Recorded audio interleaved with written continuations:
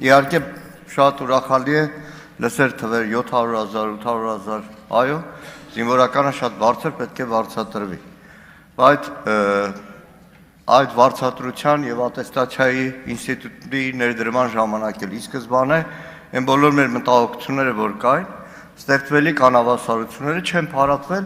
դեռ ավելի են խորանում, որովհետեւ զինված ուժերում ստեղծում է լրիվ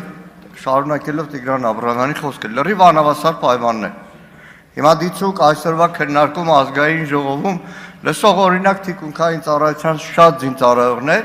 որոնց ատեստացիայի դեռ հերթը չի հասել, ստանում են շատ ավելի նվազ աշխատավարձ,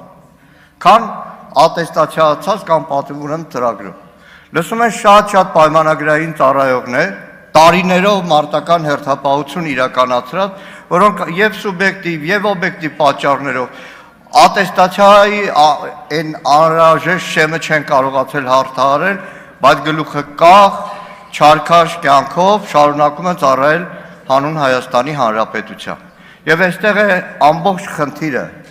ատեստացիայով աշխատավարձի լոկ բարձրացում, թե համատարած աշխատավարձի, բազային աշխատավարձի բարձրացում, որը հնարավորություն կտար